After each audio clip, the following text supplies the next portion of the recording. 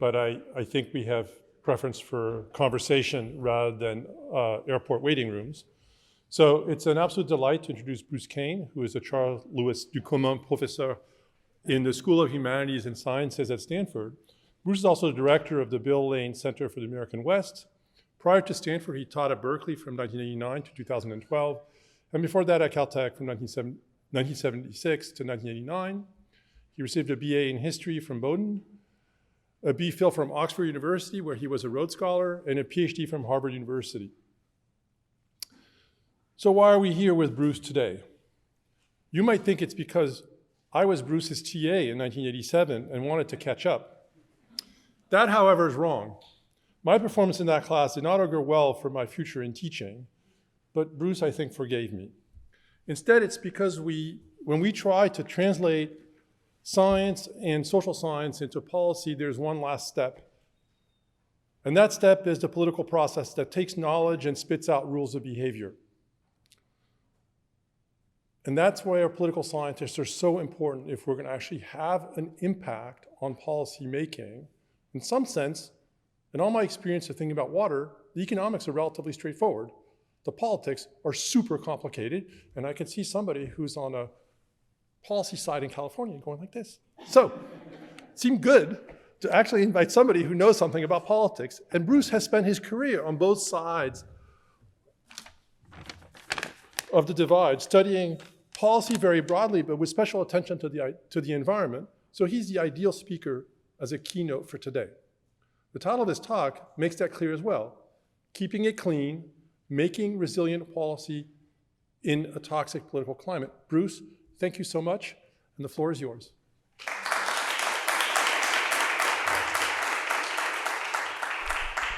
Well, thank you very much, and thank you to Caltech for letting me speak once again.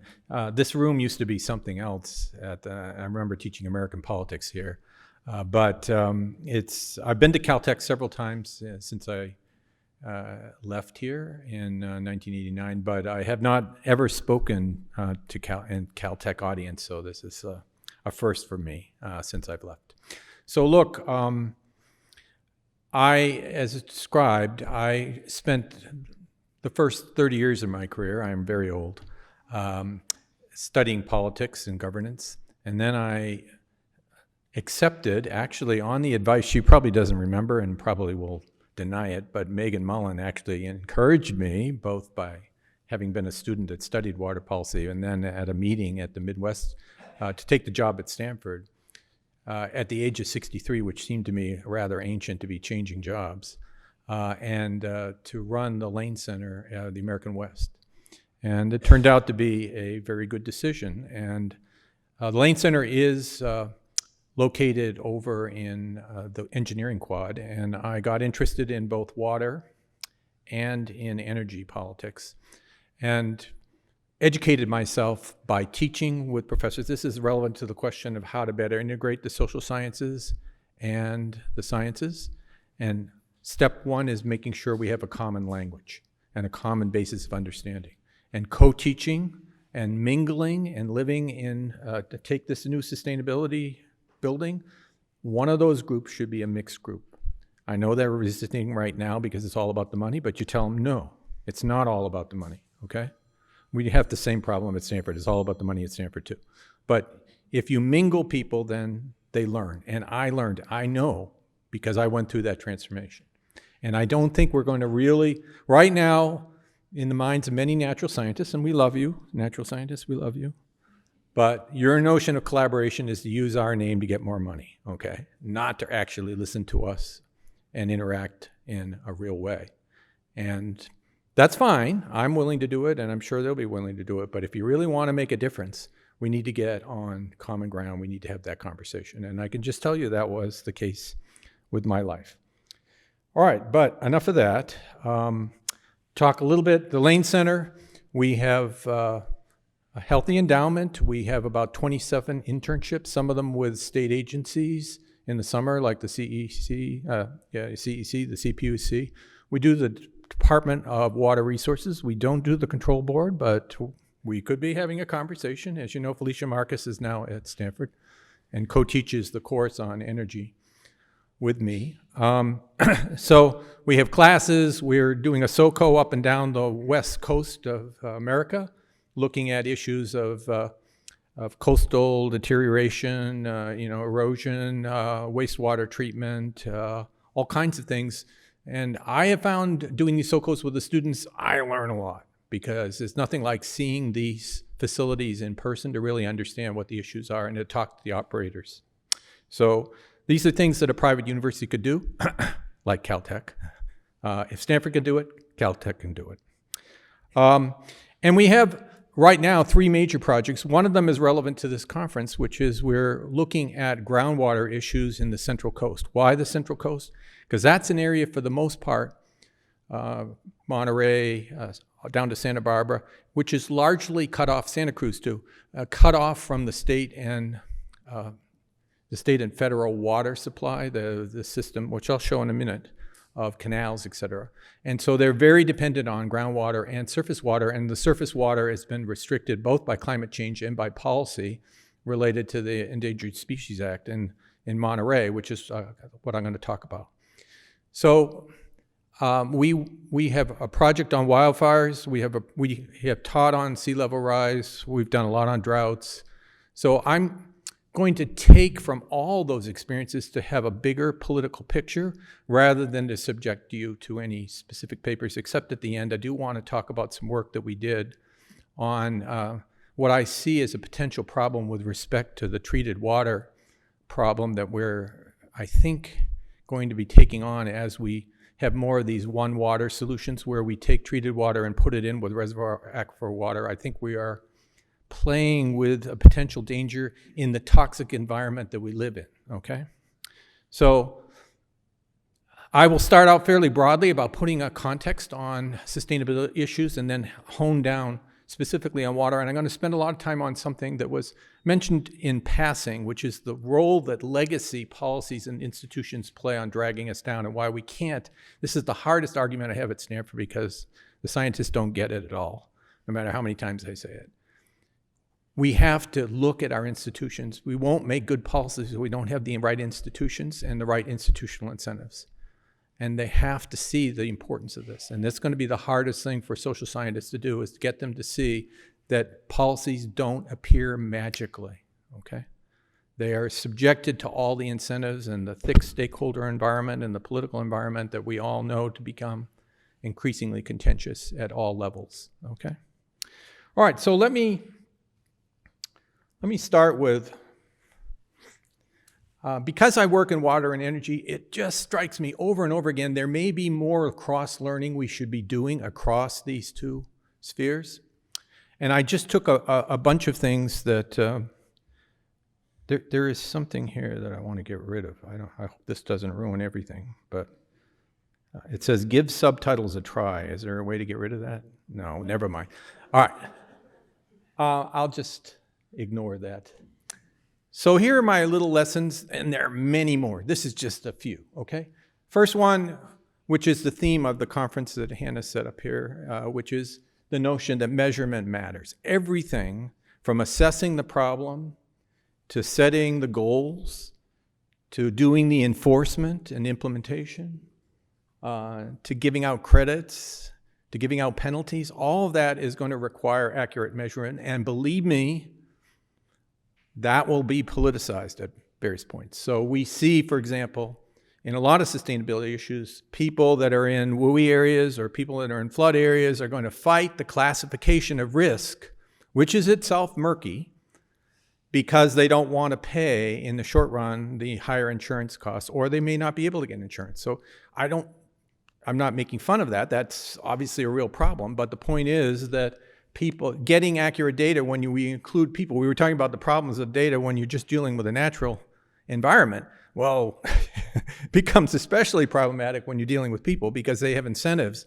to distort in order to prioritize their short-term goals over these long-term goals, okay?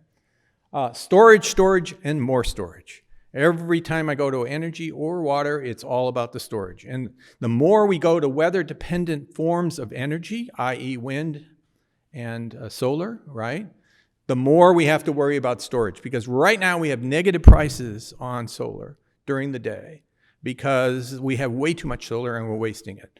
And the way to deal with that is to build up the storage, but the batteries right now, despite all the talk of lithium batteries, still is woefully inadequate. And so we have to find forms of storage so that we can smooth out the variance of in the demand for electricity during the day. And in the same way, of course, here in water, we're talking about the same thing, right? That we have to have better storage. And we can't build reservoirs and dams the way we used to because of the opposition of the environmental movement and the fact that they're very expensive, and the federal government has withdrawn itself from the role of building these things. So that means storage in water matters a lot. Obviously, I don't even need to go through this. We're concerned with the impurities in both cases, okay? The impurities of the greenhouse gases and the impurities in the water. And this gets back to the measurement point. When we go to deeper decarbonization and we move into all the households to figure out what we have to do to decarbonize businesses and residences, the measurement issues are just going to, you have the different scopes. How deep are you going to go in measuring emissions? Is it, simply your electricity use? Is it your cars? Is it the products you buy? And how do you keep track of all that? Okay. So these measurement issues are critical. Not to mention, we can't evaluate these programs if we don't have the data, So, and it's expensive. Right now in California, we're dealing with rising energy costs, largely because of transmission and distribution costs going up. The burying of the lines, the obligation of the state to continue to put transmission and distribution systems into WUI areas, wildland, urban interface areas that are prone to fires, means that we're continuing to put wires where they're going to fall down to start fires, and the liability costs are being put into your energy bills, okay? Abandonment issues. Only here, it's not so much that I'm worried about the neurosis that's caused by that, but the reality is we have to figure out the right way to retire the gray infrastructure and water and essentially the gas plants. If we get rid of gas plants too quickly, we lose the capacity to cope with this variance in the say the solar generation, right? And obviously, the dams and reservoirs, if we're going to get rid of them, then we're really thinking about an enormous amount of groundwater storage. So all the issues of cleanliness that we've been discussing and treated water, which we will discuss more, are going to be amplified if we become more dependent on aquifer storage, right? Then there's a real political science problem, which there's a whole literature on, starting with Eleanor Ostrom, and that's how do you get fractured local governments to cooperate. So you normally think in political science that the real problem of cooperation is at the international level, where nation states have sovereign powers, and so you look at what's happened to the COPs, and they have very expensive meetings, lots of people go to it, lots of emissions are generated, but the reality is they come up with agreements that are largely unenforceable. Okay? And you think, well, at least it's better at the local government level, and it is. On the other hand, it takes an enormous amount of work, and Monterey is a good example of this, bringing all the different water utilities together, bringing in the cities, bringing in the counties, bringing all the stakeholder groups, because now we have more stakeholder groups than ever, right? Because of our tax laws. You got to put all those people on the same page, and it takes forever, okay? It takes forever. And then lastly, what's fair in transition, which is an issue that we didn't really think about going in.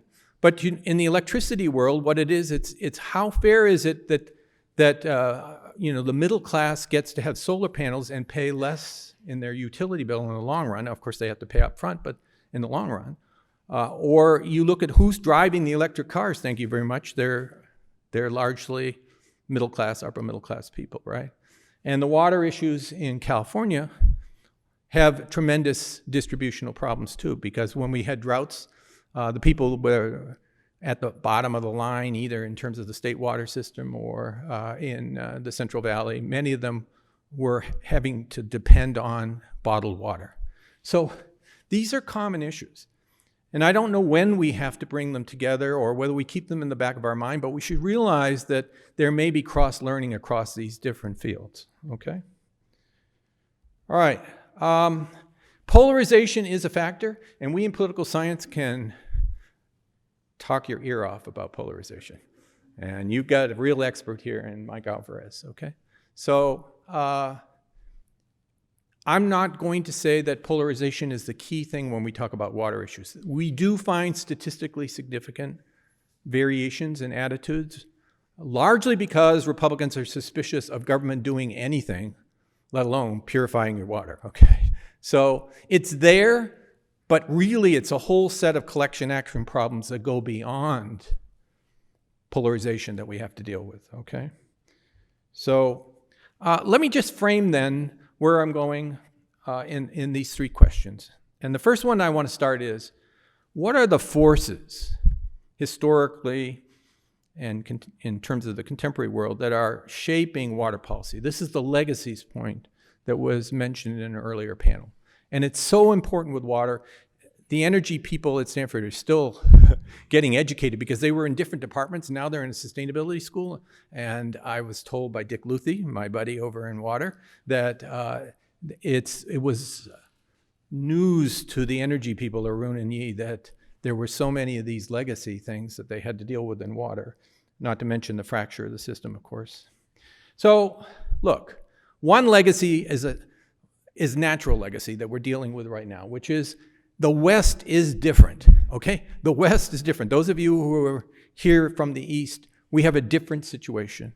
And you need only go to the middle of Texas to see where the aridity line starts, okay? And aridity has a very complicated formula, which the hydrologists love to drone on about. But the bottom line, aridity is, essentially measured in different ways. And it's a dryness it's due to evapotranspiration and radiance and all kinds of other things. But the point is, things get drier, okay? Let's just say that things get drier. And it starts at the 100th meridian. Actually, now they think it's 98th meridian. And so it's moving east, okay?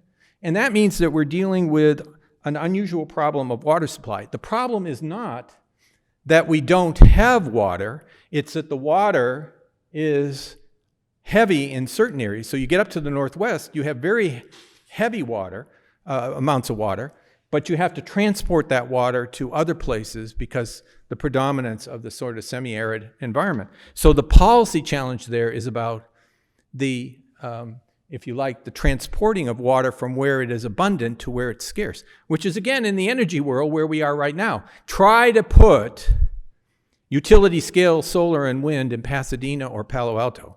Not happening. Where does it go? Eastern side of the state. What does that mean? You have to transport those electrons from the eastern part of the state to the western part of the state. What's the problem with that? It's called vegetation.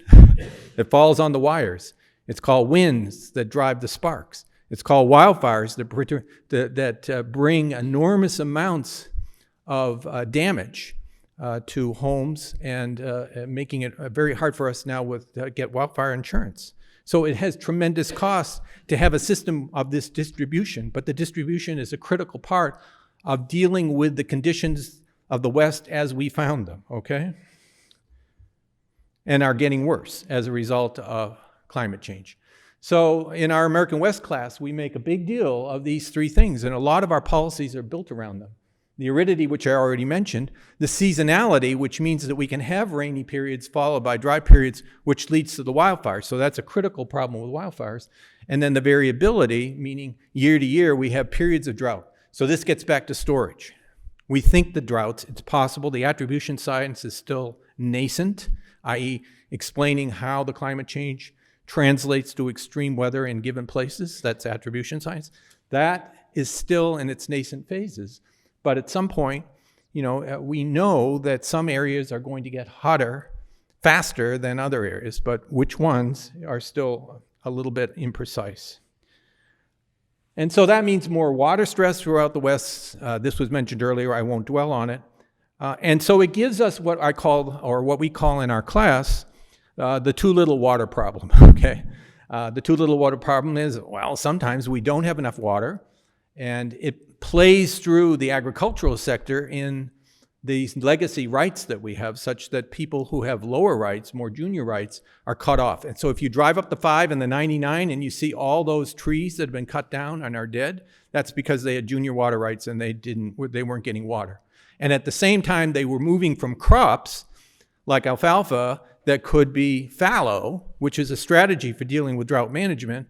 The economic incentive was to go to truck crops and, even more importantly, trees, fruit and almond trees that cannot be fallowed, okay? And so at the same time we were hardening the demand for water, we were hitting a period of more extreme droughts, right? And then we also, and we're going to have a panel on this right after I'm done babbling to you, which is called the too much water problem, which is the possibility of floods. And our floods are different from the hurricanes in the East, those of you from the East, because our storms are a series of events that come across. And as a result, our flooding is not in the context of a hurricane, although I will say the winds are getting a lot stronger. At least they were up in Northern California. But for the most part, it's nuisance flooding that we're seeing right now. And that is politically problematic in terms of keeping people's attention and getting them to do something, okay? Ironically, the more horrible the event, more likely it is you'll have a bigger window of opportunity to do something. The problem with the flooding is that it's just too subtle right now. And so there are a lot of different plans, but they don't go anywhere, okay? And as I said, the seasonality thing is the wildfires. Now, the interesting thing about the wildfires politically, again, from a political science point of view, is we have pretty good evidence that if you've been burned out of your home and were predisposed to thinking prior to that climate change wasn't real, there is a visible effect of being burned out, okay? But the problem is the number of people that get burned out of their homes is literally, in the hundreds if in a bad year, or maybe thousands in a bad year, in California alone. But the smoke, which is also, we now know to be very, very problematic, permeates throughout the whole West and all the way to the East as well. And the PM 2.5 from that is, according to the people that were at the Sean Parker Center, we got them interested in studying this in Fresno. They were doing blood testing. We said, hey, how about doing blood testing during a wildfire event? And oops, they discovered that it's equivalent of smoking multiple packs of cigarette a day. And in a city like Fresno, which sits in that smoke for weeks on end, that's a serious exposure.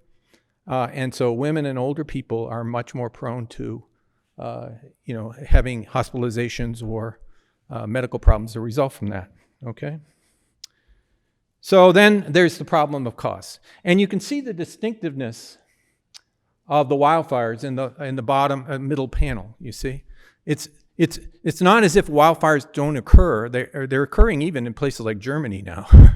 But the magnitude of the fires, because of the seasonality that we have in terms of our weather, is much greater in the western United States. So that's our distinctive problem. We don't have the hurricanes so much. We don't have the winter storms so much. But we do have the wildfire problem, okay? So what does this do? I mean, I don't need to tell you, it worsens tensions. When you worsen the water tension, this fundamental politically as yet unresolved question of how we divide our water between the fish and the environment, really, the farms and the people, meaning the urban and suburban areas. We are ducking that issue because it's a really tough issue. It turns out in some polling that we did, if you explained the distribution of water to people, you can change the preferences with respect to this division and divert more water to the people, the urban and suburban areas. Not enough to make it a majority opinion, but you can change it quite a bit. So what that tells me is that we are a drought and an initiative away from somebody with billions of dollars coming in and putting a measure on the ballot that will get rid of or transform agricultural water rights. And what the legal implications of that are, I can't begin to tell you. But they're state-created rights, and the rights vary from state to state. It worsens tensions between states. We were just at a conference that we did in Arizona over the Colorado River crisis. We have an agreement for the next 3 years that relies largely on cuts and efficiencies. But beyond that is the question of what do the states at the lower part of the Colorado River owe to the states in the upper part that want to grow and are being constrained by the allocation that they signed on to in 1922 to give California as much water as we have. And then this is kind of subtle and inside ball, but in a lot of universities, there's this big fight between gray and green infrastructure, which I won't get into right now, but believe me, at Stanford, it's a big deal. So back to your history. How do we get here? Why do we have a wacko system where we give out these rights? Now, the answer is we didn't have much of a government in the 19th century. We had to get people to do things, right? And we had to get private actors to do things. We didn't have a government to monitor it. So we basically gave away land in exchange for either mining, agriculture, or home ownership. Why? Because we needed to settle those damn lands, largely because of security reasons, both within threat with the Native Americans, but more importantly, the possibility of foreign countries would take those lands. And so we were anxious to get it done. And so we had these policies that came out in the mid-19th century. And it set in a contradiction in American policy which persists today in the agencies. So in the agencies, you have everything from the park, preservationist attitude in the National Park Service to the Bureau of Land Management, the highly utilitarian use it because that's what nature is for. And that division is sort of still embodied in the agency missions, okay? So then you had this progress over time. I'm going to give the slides to you so you can study them. You're not going to be able to study this. But the key to pay attention for a second is this right here, this block. There were different eras. And the federal era where we really picked up building with major dams was when the federal government got involved in it, partly for security reasons, like in the Northwest. The hydro was there largely because we were developing nuclear capacities up there. But you can see the hydraulic era had kind of ended with the Reagan era, and we got into the environmental era, and with the Endangered Species Act, the Clean Water Act, et cetera. This is from a very good public policy of California water document that they came up with about 10 years ago. Buzz Thompson was one of the authors. And I think it really shows you that over time we've been through different transformations in terms of legacies. These were early 19th century legacies coming from the federal government. Then the dams and reservoirs that they built were also a federal government. But now we're back on to local government, which is where we started, by the way. That was the early era. We're back to states and localities having to finance these say, aquifer recharges, et cetera.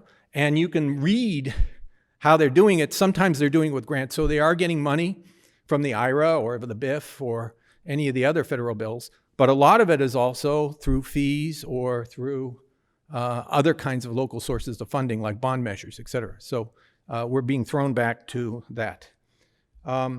This system that we set up, which was so clever to take water from the north, all hinged on certain hydrological assumptions about how long the snowpack would stay up there before it started melting.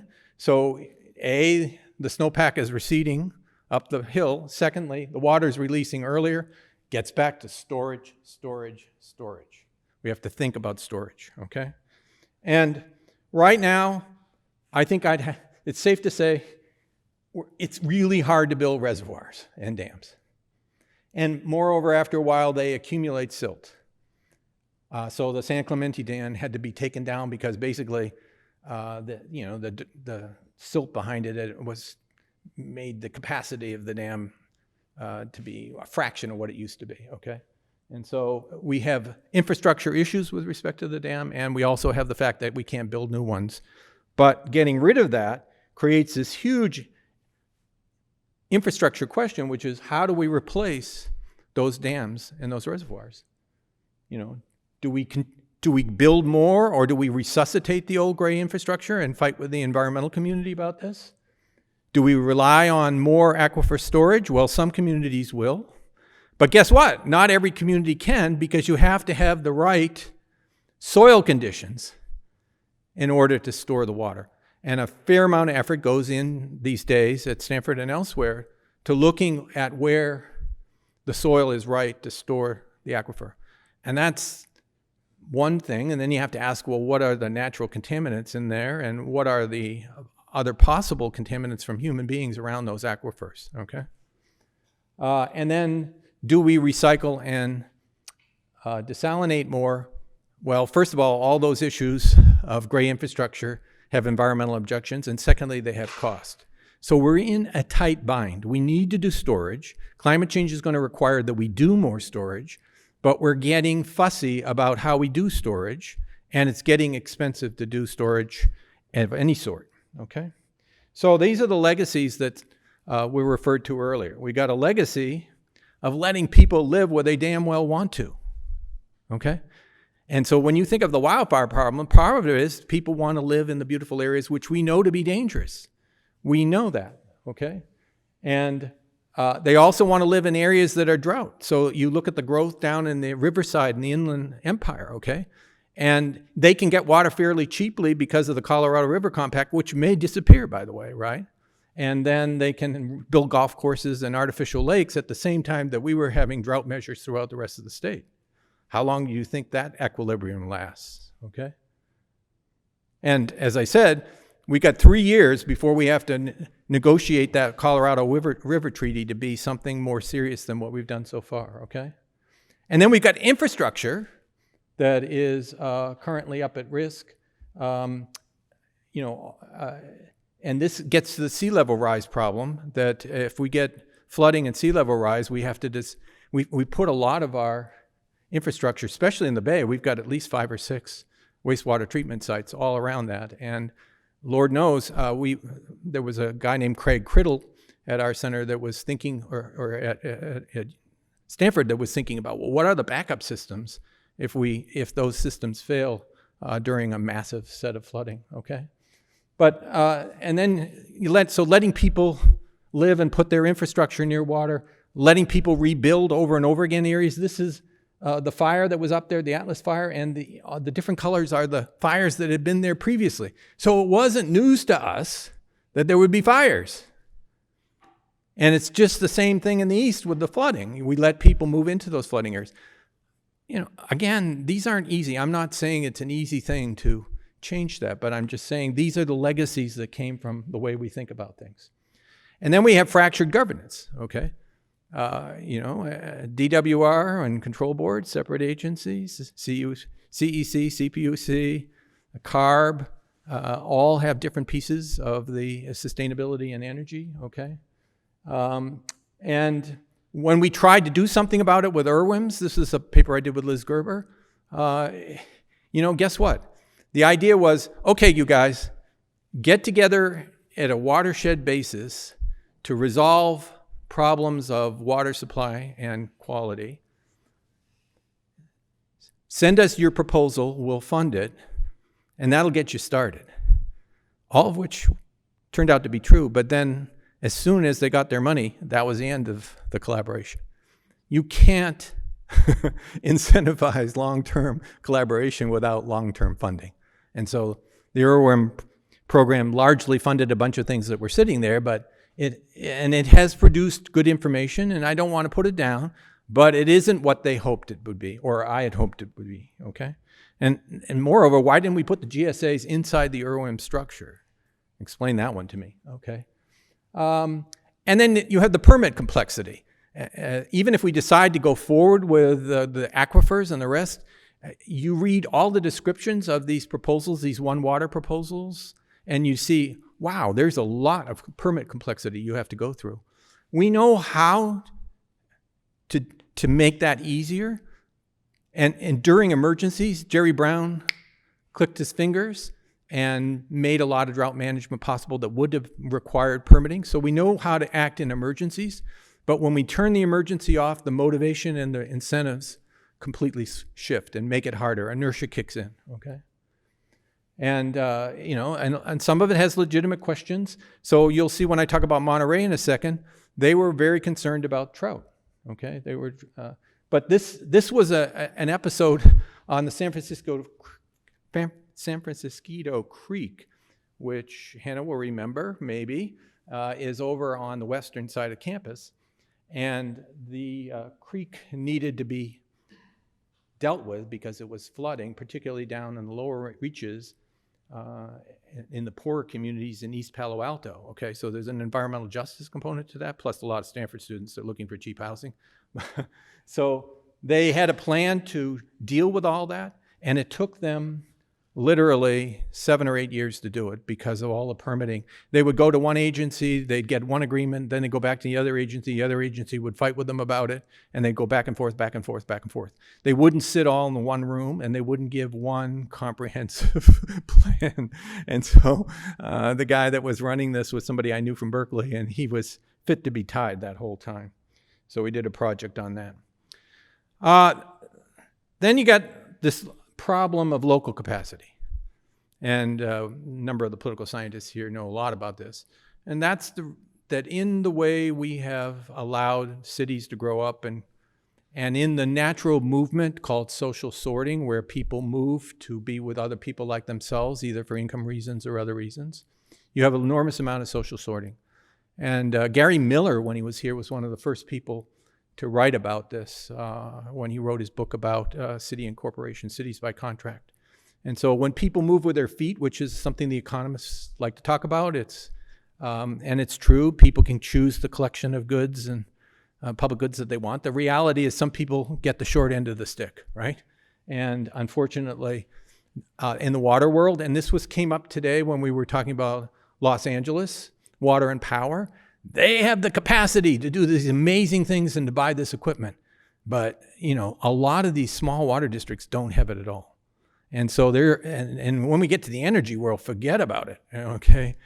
They don't have even the capacity to apply for the grants. You have to have engineering expertise. You have to put money down. The state often says, we'll match you, okay? So they're not giving away the money.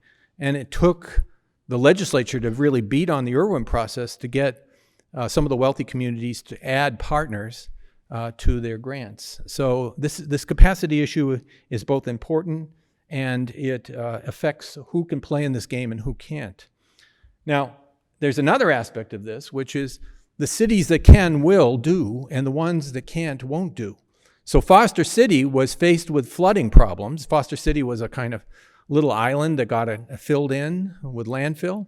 If you fly into SFO, you see it on the left, and it's basically a landfill city.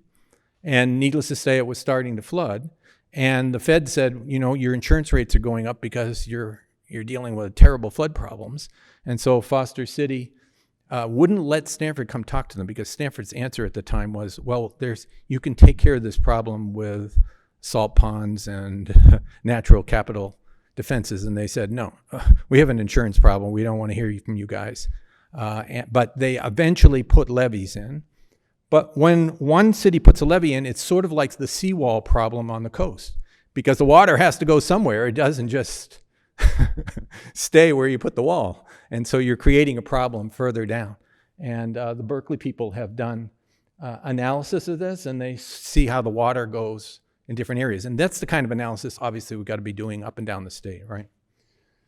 So then we have the biggie, which is the appropriative water rights. And I already explained why. But you can see that this is primarily a Western phenomena. Why? Because we had to settle the West. How do we do it? We had to give away things. Once you give away things and they become rights, it's very hard to take them back, right? And that's essentially where we are. As I said, politically, it seems possible that you could take it out of the Constitution but I have no idea what the takings clause is on that. I have no idea what the legal fights would be if we went ahead and did that, okay? Never mind the political.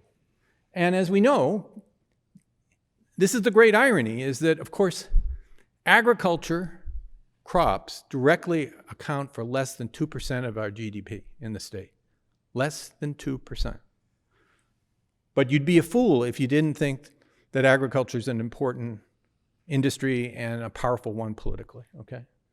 And this is true throughout the West where these rights have been granted, is that agriculture is the major user of groundwater. So when you think about enhancing groundwater with treated water for urban populations, and you think about doubling or tripling their water bills, remember you have an option here, which is you could be giving less water to crops. You don't necessarily have to have, alfalfa and cotton grown in California. It could be grown elsewhere, okay? But once you have this legacy of rights, it's hard to take them away, okay? Now, on Thursday next week,